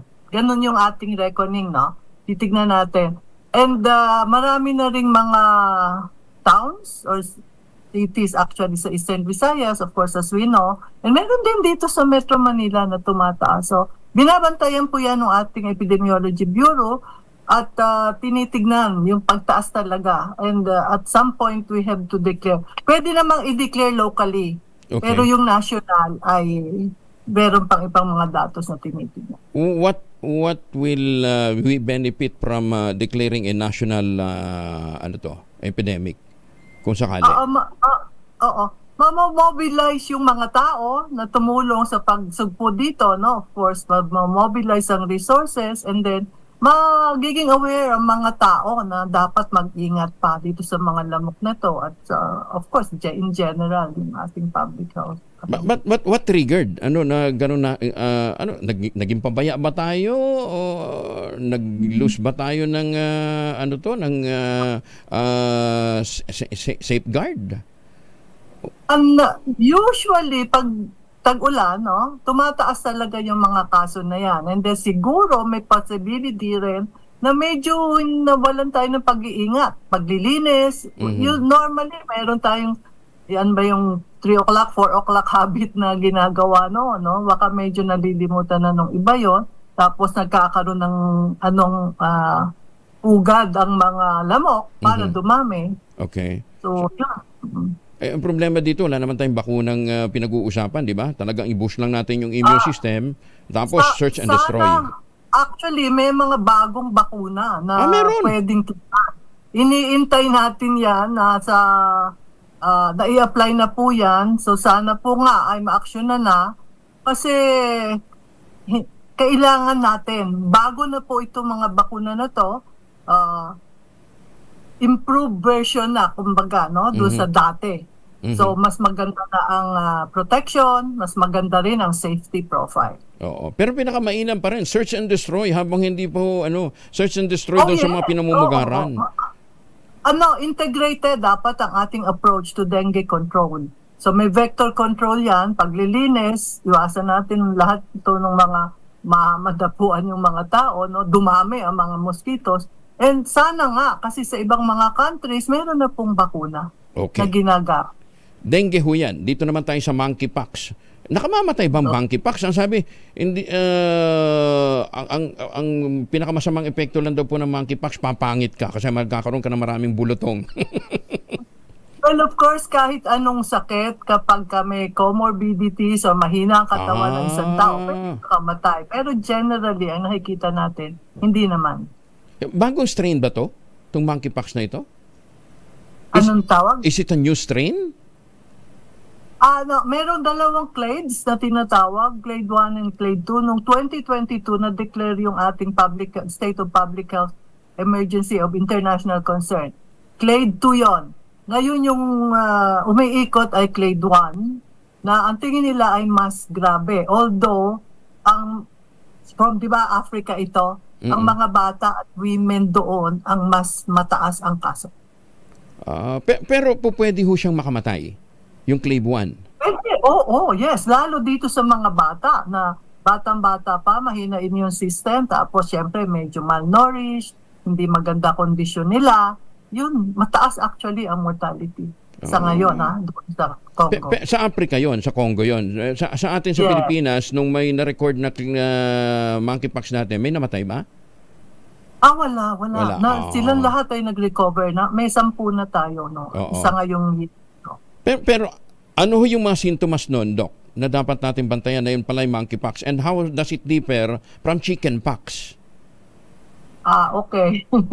Yung ano kasi, hindi naman masyadong maiiba, except, pare-pareho halos siya, mag-umpisa yan ng fever, may mga parang muscle aches, and so on, no? Tapos, lalabas yung rash, yung tinatawag na macules. Nag-umpisa yan, iba-ibang stages yan, macules, papules, vesicles, tapos nag-i-scab. Actually, medyo pareho na hindi. You have to know and you have to test. Ang importante po ay ma-test yung yung lesion para ma-test sa PCR kung ano siyang klase.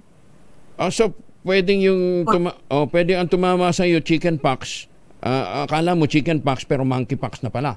Ganun ba 'yun? Hindi naman exactly gano'n, no?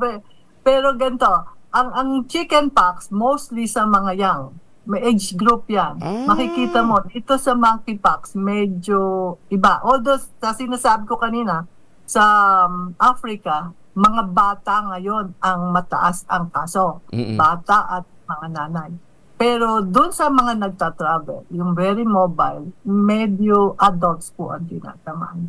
Yung may intimate contact and so on. Pero Dok, halimbawa ako, tinamaan ako ng tigdas nung bata ako pwede pa rin ako madali ng monkeypox?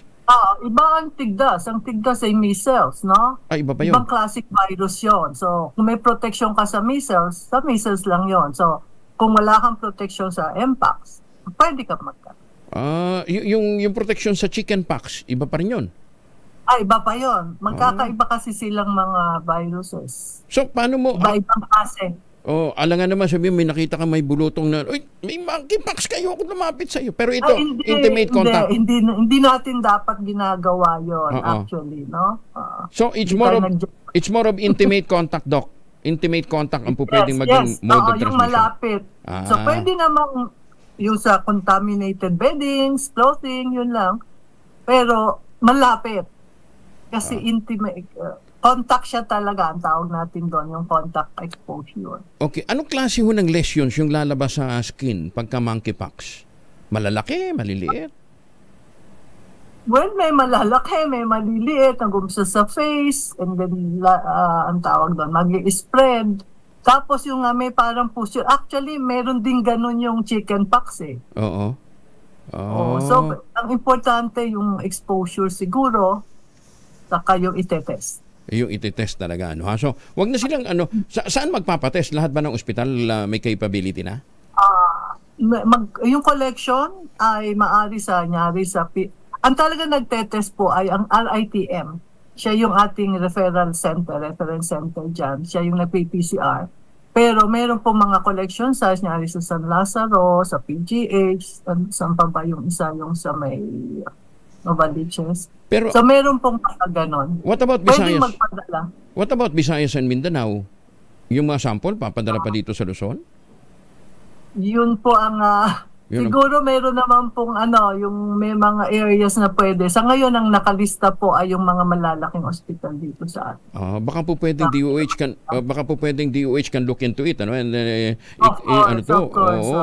i-equip din natin. May way of collecting and sending. Pwede naman po 'yon. Iaayos lang, i-arrange. Para ma-equip din natin yung mga regional hospitals natin, mas mabilis yung Tama kayo. Tama po kayo. Bakit sabi nila nakakapangit pag monkeypox? Kasi nga mukha...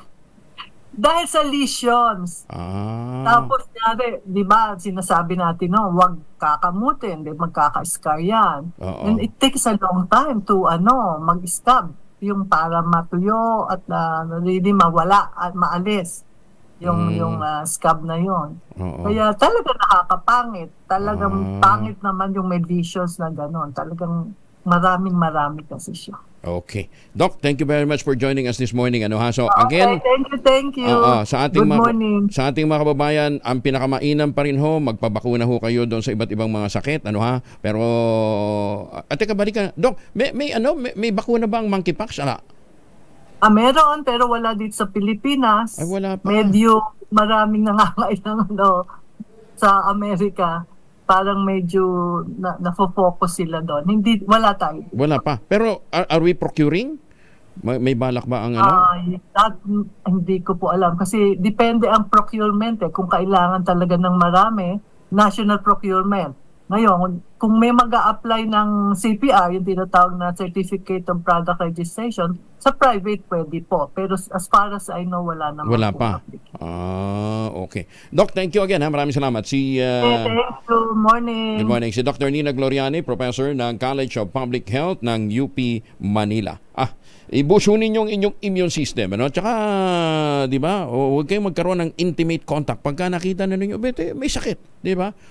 Lalong-lalo na kung hindi niyo kakilala. Huwag basta-basta lalapit. Maganda umaga, Pilipinas! Immune boosting ho ang napaka-importante, ano? Kaya nga napaka-importante din po ng tulog dahil yan pong tulog ay magbibigay ho sa atin ng sapat na immunity, ano? Mapapalakas po ang ating sistema ng katawan kung tayo po ay nagkakaroon ng Iwasan ho natin yung pagpupuyat.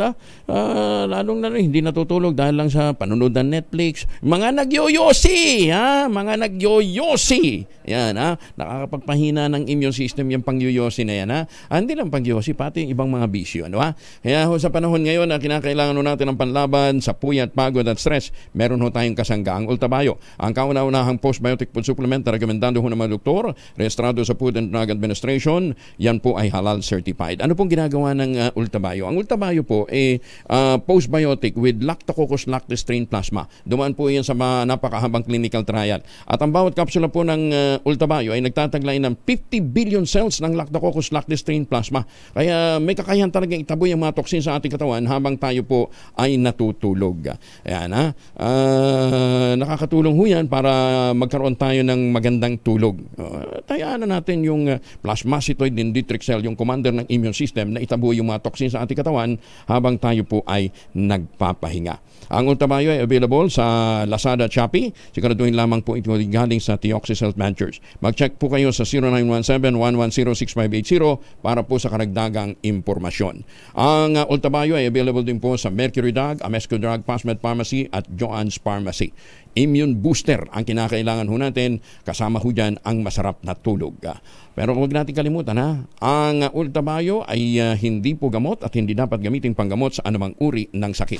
Maganda umaga, Pilipinas! Oy, para ho sa mga suki natin na nag-aabang kung nasaan si Sherwin Alparo, lakasan nyo na inyong mga radyo dyan po sa Barangay Malanday, Marikina. Nag-iikot ho dyan ngayon si Sherwin Alparo, naghahanap ng bibigyan niya ng pera. Mahiwagang tunog. Ito naman ang ating mahiwagang tunog. Nagkakahalaga ngayon ng 5,000 piso. 5,000.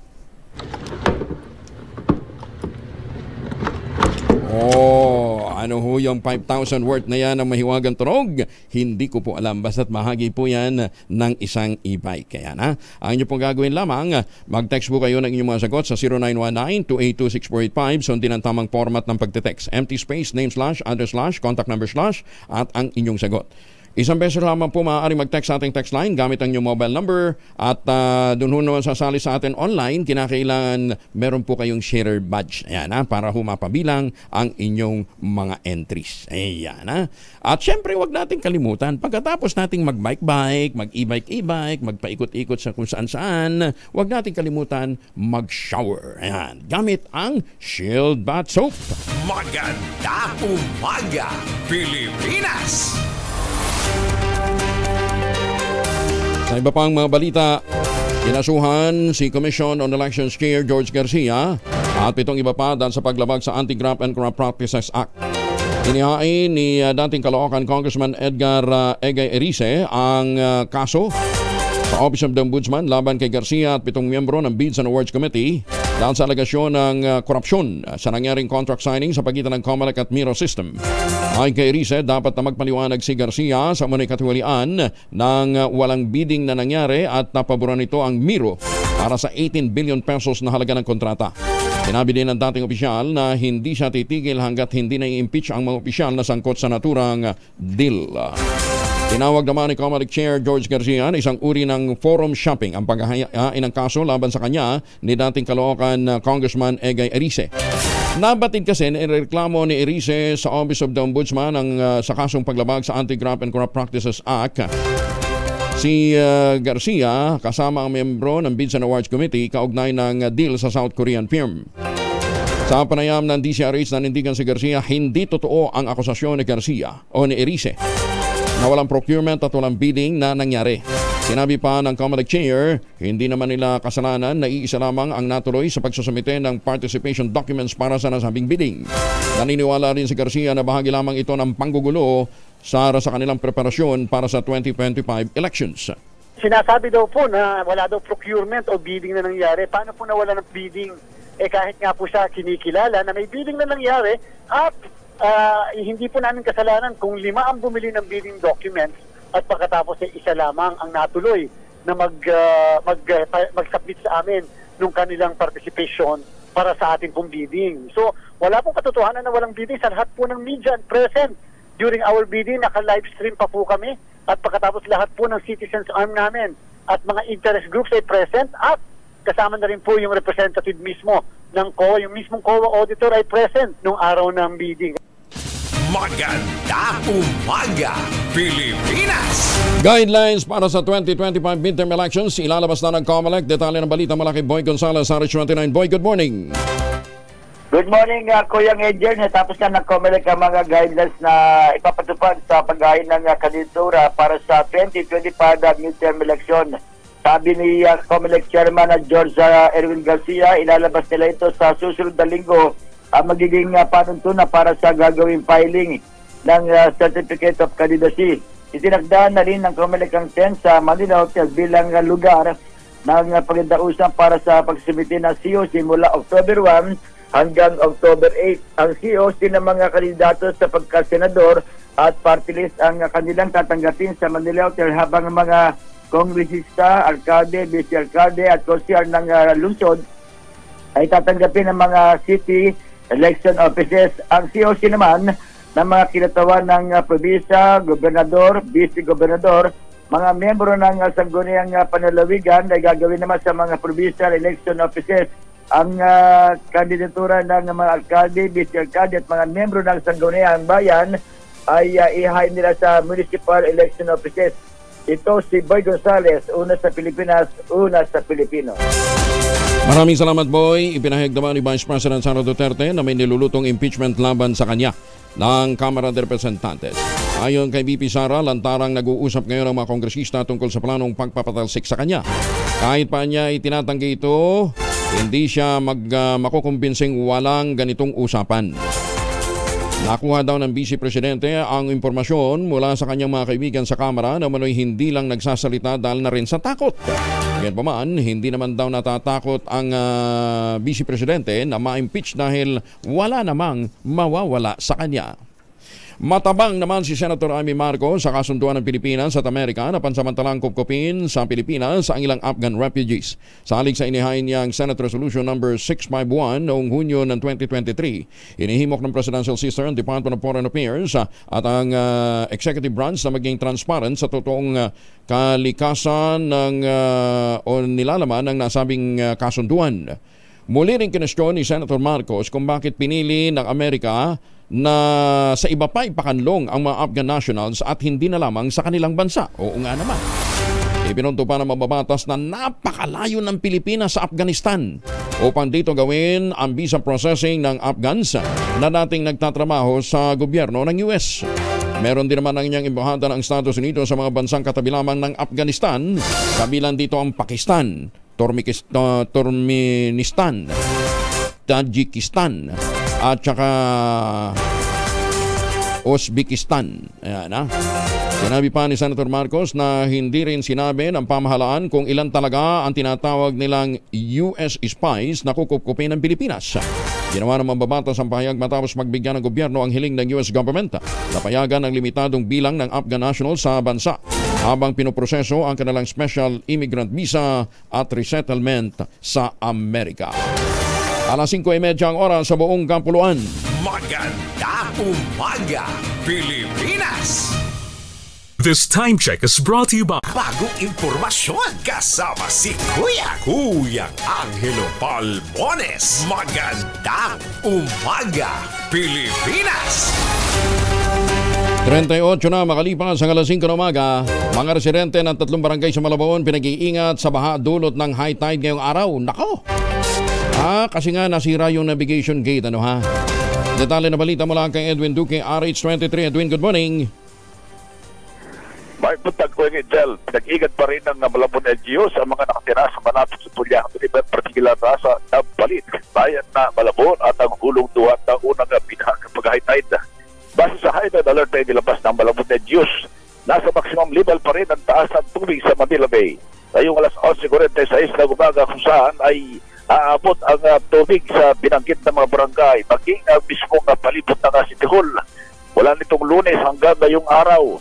1.9 ang level ng tubig na lalampas sa pangpang ng mga barangay sa gilid mismo ng Tulyahan River. Samantala, personal na may inspeksyon hapon ni Mayor Jenny Sandoval ang nasirang navigation gate hapon ng hapon kung saan ay tiniyak ng MMDA na 24 hours nila itong ginagawa upang matapos na rin ang problema sa baha kapag ganitong high tide. Edwin Duque nagulat sa Disaretsyo na sa Pilipinas, una sa Pilipino. Maraming salamat, Edwin. Isinusulong naman ngayon ni Senator Christopher Bongo ang pagsasagawa ng evaluation sa naging partisipasyon ng Pilipinas sa 2024 Paris Olympics at iba pang international sports competition. Sa inihaying Senate Resolution 1160 ni Senator Go, inatasan ang Senate Committee on Sports na tukuyin ang kakulangan sa sports program ng bansa, paglikha ng mga oportunidad para sa mga atletang Pilipino. Tinukoy ni Go sa resolusyon ang Section 19, Article 14 ng 1987 Constitution kung saan nakasaad ang pagsusulong ng pamahalaan ng physical education, pagsuporta sa sports program, league competitions, amateur sports, mga pagsasanay sa international competition, teamwork at iba pa tungo sa pag-unlad ng malusog at alertong mamamayan. Iginit ni Senator Go na ito'y para maiwasan ang naging kakulangan sa sports program at mapabuti ang suporta sa mga atleta at hindi na magsisihan katulad ng nangyari dun po sa uniforme ng ating mga pambato sa golf po. Nakakahiya nga naman. Samantala, hinihikayat naman ng Philippine Red Cross ang publiko na mag-donate ng dugo sa gitna ng tumataas na kaso ng dengue sa bansa. Ayon kay PRC Secretary General Gwen Pang, hindi lang maganda sa kalusugan ng isang donor ang pagdodonate ng dugo, kundi nakapagsasalba din ito ng buhay ng iba. Sa datos ng ahensya, umabot na sa 3,038 blood units ang naipamahagi ng PRC sa unang 6 na buwan ng 2024 para sa halos 1,000 pasyente ng dengue. Inaasahan niyang tataas pa ang bilang na ito dahil na rin sa bilang ng pagdami ng mga pasyente o biglang pagdami ng mga pasyente na nagpo-positibo sa dengue. Ang PRC ay may 108 blood service facilities, 32 blood centers, 76 na blood collecting stations at 15 apheresis centers sa buong bansa. Sino mang interesadong mag-donate ng dugo ay maaaring tumawag sa PRC hotline 1158 at 143. Ulitin natin 1158 at 143. Nilinaw naman ng Philippine Institute of Volcanology and Seismology o PVOX na hindi umabot sa Metro Manila ang volcanic smog mula sa Bulkan Taal. Paliwanag ni PVOX Director Dr. Teresito Bacolcol, polusyon ito mula sa mga sasakyan sa lungsod na nananatiling dahil naman sa mahinang hangin. Noong nakaraan 3 hanggang 4 na araw at nagdulot ito ng haze. Nasisi pa yung Taal, ano ha? Matatandaan sa inilabas sa pagsusuri ng DNR Environmental Management Bureau, bumagsak ang sa very unhealthy ang kalagayan ng hangin sa ilang lugar sa National Capital Region. Kabilang na dito ang Makati, Parañaque, Pateros at Caloocan City. Ayun, so hindi smog o hindi bog yung nakaabot dito sa Metro Manila ng mga nagdang araw, kundi haze, dulot po ng buga ng usok ng mga sasakyan. Maganda umaga, Pilipinas! Pero kung gusto ho ninyo na pagkagising ho ninyo, nature ang sasalubong ho sa inyo, punta ho kayo dyan sa Binangonan, Rizal. Ang St. Monique Ballet ay ang most prestigious project ngayon dyan sa Binangonan, Rizal. Yan bang paglabas mo ng balkon, yung bubungad sa iyo, hindi lang magandang simoy ng hangin, kundi maganda magandang nature. Ang kanilang bagong townhouse model, yung Bianca, 2-story building ho yan, 2-story house po yan na may 2 hanggang 3 bedrooms. Pwede ho ninyo i-avail through Pag-ibig Financing ng 19,000 pesos plus lamang monthly at mabayaran po ninyo for 30 years. Para po sa karagdagang impormasyon, magkapugnayan po kayo sa 0917-719-7908. Ulitin natin ha, 0917-719-7908 para po sa karagdagan detalye. Oo nga naman, bigyan ho natin ang ating pamilya ng isang magandang tahanan dyan po sa Binangonan, Rizal. Maganda umaga, Pilipinas! Alam nyo ba na may ospital na sa China na may kakaibang pagpapagaling ng sakit na kanser? Wala ng chemotherapy. Aba! Sa specialized na ospital na tinatawag na FUDA, ito po sa lungsod ng Guangzhou, pinipris nila o pinapayelo ang tumor ng pasyente. Ay, papasok mo sa refrigerator. Matapos nito, aalisin nila nang hindi na isinasa ilalim sa chemical o tradisyonal na chemotherapy ang naturang pasyente. Sa ngayon, alisin yung tumor. Sa ngayon, nagagawa na rin nila ito pati sa iba pang mga treatment. Batay sa kanilang tala, nasa mahigit 5,000 operasyon na ang nagawa nila at sa kabutihang palad, matagumpay naman daw ang lahat ng mga ito. So ano yan bagong approach ng pagtitreat ng cancer, pinipris sa halip na mag-chemotherapy. Maganda umaga, Pilipinas! 44 na makalipas ang alas 5 ng umaga. Bigyan pansin. Tabihan ng Trabaho Party List, detalye na balita mula kay Edniel Parosa, RH52. Edniel, good morning. Isusulong ng Trabaho Party List ang pagpapalakas ng curriculum ng senior high school program at pagpapatibay ng oportunidad na makapag-aral sa kolehiyo matapos mapag-alamang 34% ng mga SHS graduate ay hindi na tumutuloy sa pag-aaral. Ayon kay Attorney Filemon Ray L. Javier, tagapagsalita ng grupo, dapat tignan at aralin ng datos kung kinakailangang rebisahin ng budget ng mga state university upang ang lahat ay may oportunidad na makapag-aral sa kolehiyo. Batay sa datos ng Philippine Institute for Development Studies, sa 34% na di tumutuloy sa college, 20.1% na nagtatrabaho na, samantalang 14.1% naman ang walang trabaho. Giit ng tagapagsalita ng Trabaho Party List, maaari ring organisahin ng pamahalaan ang pagbibigay tulong sa mga pribadong kumpanya sa mga SHS graduate, gaya na lamang ng scholarship. Dapat din umanong makipag-ugnayan ng pamahalaan sa business sector upang maiangkop ang SHS curriculum sa tunay na pangangailangan ng mga industriya. Ayon kay Attorney Javier, mapalalakas itong mga kakayahan ng SHS graduates upang maging handa silang magtrabaho sakali mang maghanap buhay sila agad pagtapos ng graduation. Ito si Edniel Parosa, nag-uulat para sa DZRH. Una sa Pilipinas, una sa Pilipino. Maraming salamat, Edniel. Ay, magandang umaga kay Mayor Sandy Mendoza dyan po sa Talisay, Batangas. Ambassador Harry Emping, magandang umaga po sa inyo ha.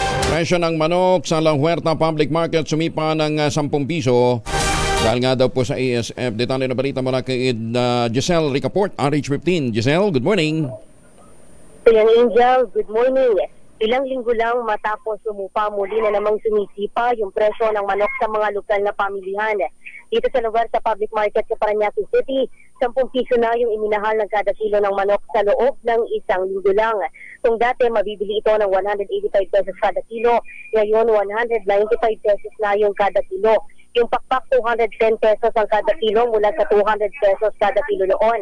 Ang petso naman tumaas sa 200 pesos ang kada kilo mula sa dating 190 pesos ang kada kilo. Paliwanag ng mga nakapanayan nating vendor, naglilipatan na sa manok yung mga mamimili na yung may problema na naman tayo sa African Swine Fever o ASF sa baboy. Posiblyanin nilang magmahal pa yung kada kilo ng manok sa mga susunod na araw, lalo't mahigit 200 pesos na yung presyuhan sa ilang pamilihan. Matatanda ang sumirit sa 250 pesos ang kada kilo ng manok sa ilang palengke nitong Hulyo, na ayon sa Department of Agriculture, sobra-sobra 40 pesos na pataas sa dapat ay 200 hanggang 210 pesos lamang na presyuhan. Ito si Giselle Ricaport para sa DZRH, una sa Pilipinas, una sa Pilipino. Oy Giselle, yung utang natin dyan sa mga pinupuntahan mong palengke available na ha? Oo. Thank you, Kuya Angel, yung ating pa-t-shirt na magandang umaga Pilipinas. Mamamahagi na tayo bukas, Kuyang Angel, nakalimutan ng Pilipinas. Teka muna, sino bang namimili? Ikaw namimili kung ano yung palengke pupuntahan? Yan. Ayos. So, balikan mo yung mga napuntahan natin, napangakuan natin, ha? Oo, kakaya. Babalik-balikan natin, Kuya Angel, sila. Marami na tayong utang. Mukhang iba naman yata babalikan mo dun, eh. Sino? Bakit sino? Bakit sino? Sino ba? Na-booking. Siyempre, ang babalikan mo doon, presyo, hindi sino. Ikaw talaga, oo. So, yung Angel, kasi every time na bumabalik tayo, lagi tayong nangangako sa kanila ng t-shirt. Okay. Kapag bumabalik tayo ng kinabukasan, naniningil sila ng t-shirt. Lagi kong binabanggit yung pangalan mo. Haba ng paliwanag, ano, Ivan? Ang haba ng... Thank you, Giselle. Maraming salamat. Thank you, Kuya Angel. Balik sa'yo. Si RH15, Giselle Ricaport na. Ay, bakit ayaw? Maganda umaga, Pilipinas! 7 minuto na lamang, ACS na umaga. 5,000 ang naghihintay na premyo sa ating mahiwagang tunog.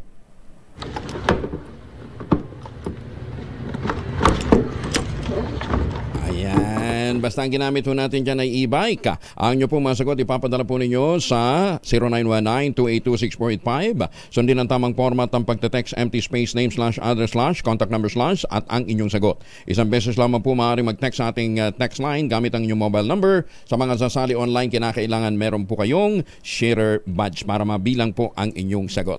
Ang isa pang mahiwagang tanong natin, mahiwagang lokasyon. Saan ang lokasyon ng project na ito ng isang kongresista sa Metro Manila na pinondohan ng mahigit sa 50 million pesos, pero tingnan ho ninyo ang natapos. Poste pa lang ang nakatayo. 50 million yan, ipinabid noong 2022, pero hanggang ngayon hindi pa rin ho natatapos. Ang tanong, nasaan ang pondo yan? At kung hindi na ng pondo, bakit hindi pa rin ho natatapos hanggang ngayon? 50 million yan. Oo. Pinondohan daw ho yan, sabi ho ng isang congressman, ng 50 million pesos. Saan ang lugar na yan? Kung inyong alam, i-text din ho nyo sa atin, para malaman natin kung sino po yung hinayupak na mambabatas na nagpatayo niyan, na pinondohan daw ng 50 million pero hanggang ngayon, poste pa lamang ang nakatayo. Dahil 85 taon na ang kauna-unahan sa Pilipinas at ang MBC, mas gumanda na, mas pinalakas at mas pinalawak pa ang pamimigay ng ating papremyo. Ito ang DZRH Mas Malakas Promo, kung saan pag naabutan namin kayong malakasang nakikinig o nanonood sa DZRH, ay mananalo ka ng instant 1,000 pesos at may kasama pang grocery bag ng DZRH. So ano pang hinihintay ninyo? Tutok na sa nangunguna kauna-unahang radyo sa buong Pilipinas, DZRH. Una sa Pilipinas, una sa Pilipino. Sinong nahuli ni Sherwin na paro? Sherwin.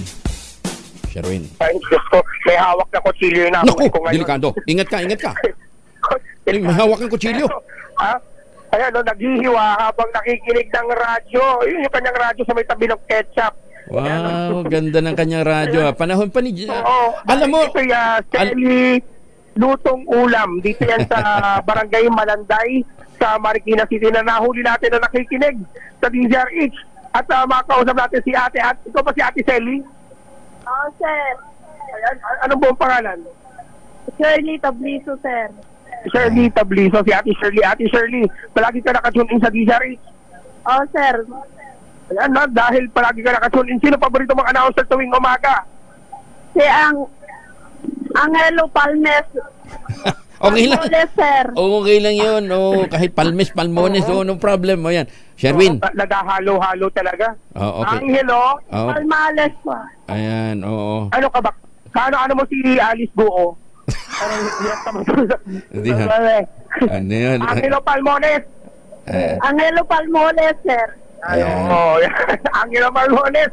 Dahil paborito mo si Angelo Palmones, meron kang 1,000 pesos! Salamat po. Excited po ako makinig sa radyo nyo po. Talaga naman. At syempre meron ka pang t-shirt ng DZRH. Thank you po. Meron ka pang payong ng DZRH. Thank you. At syempre meron ka rin grocery bag ng DZRH. Yan, ano masasabi Ate Shirley? Maraming salamat po sa binigay nyo sa amin na blessing. Dagdag puhunan po, sir. Kayo ba yung nabahagi nung umulan dati? Sir. Yun na yun, nabaha. Pero ngayon, bumabaha ng grasya. Salamat po. Maraming salamat. Maaga pa po ang blessing namin. Oo, dahil maaga ang blessing at batiin na rin natin Kuya Angel dahil nagdiriwang din ang kanyang birthday ang ating Supremo, si Lito Lapid, Senador Lito Lapid, happy birthday. Pero dahil sa mga nais na manalo ng 1,000 pesos pwede kayo tumutok sa DZRH mas malakas from March number 6, Sherwin Bata Alfaro, DZRH, una sa Pilipinas, una sa Pilipino. Salamat, Sherwin! Magandang umaga, Pilipinas! Susunod na po ang 2x2 at ang ACS Balita, magtanim na kawayan para sa kalikasan at kabuhayan. Ang ating quote of the day ngayong araw na ito ay mula po kay Beverly Angel. Beverly Angel po ay author ng libro. Isa po sa mga sinulat niya ay yung Nice Girls. Ang tema po nitong Nice Girl Syndrome ay paano matulungan ang mga kababaihan na maging biktima sila ng iba't ibang uri ng pang-aabuso. Ang sabi niya, you don't need to prove your worth to anyone. You are worthy because you exist. 2x2 in just a while. Magandang umaga, Pilipinas! 601. Carb